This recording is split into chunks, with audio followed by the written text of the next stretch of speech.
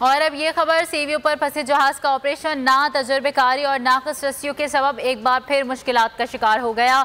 तीसरे ऑपरेशन के और चौथे आखिरी रोज़ भी रस्सियाँ टूट गईं। ताज़ा तरीन तफसीलात बता रहे हैं नुमाइंदा बोल न्यूज़ कफील अहमद। जी कफील, बताइएगा क्या अपडेट्स हैं। देखें, तकरीबन कुछ 36 रोज़ जो हैं वो हो गए हैं और जो कराची के साहिल पर जो शिप था हैंगटोंग 77 वो ताहाल नहीं निकाला जा सका।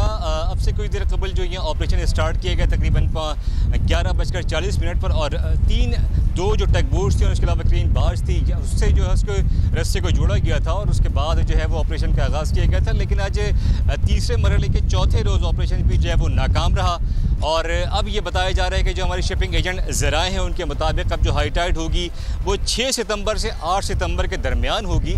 तो उस वक्त के लिए जो ऑपरेशन है उसको मौखर कर दिया गया है। मेरे कैमरामैन अली अगर दिखाएंगे कि ये वही जो इससे कबल जो है वो हैंगटोंग 77 की जो पुरानी पोजीशन थी उस पर अब बहाल जो है वो दोबारा आ चुका है और 12 कोशिश के बावजूद भी आप अंदाज़ा करें कि तकरीबन को ये 18 दफ़ा जो ये बताया जाता है अब तक कि ये रस्से अब तक के ऑपरेशंस में गुज़िश्ता 36 रोज़ में जो है वो टूट चुके हैं और नाक़िस हिकमत अमली और गैर मतलब बिल्कुल ऐसी मनसूबाबंदी की जिसका कोई अंदाज़ा नहीं किया जा सकता। ये शिपिंग एजेंट कंपनी जो कि अगर बात कर लें अयान शिपिंग एजेंट कंपनी की और सीमैक्स की, तो अब तक ये सूरत हाल सामने आई कि ये जो है किसी भी तौर पर जो है वो कामयाब नहीं हो सकें और जहाज़ जो है वो अब उसका जो ऑपरेशन है निकालने का वो एक बार फिर मौखर करके उसको 6 से 8 सितंबर पर जो है वो ले जाया गया और बताया गया कि उस वक्त जो है वो हाई टाइड होगी, तो मुमकिन तौर पर ये तारीखें जो हैं वो दी गई हैं। जी बहुत शुक्रिया कफील अहमद अपडेट करने के लिए।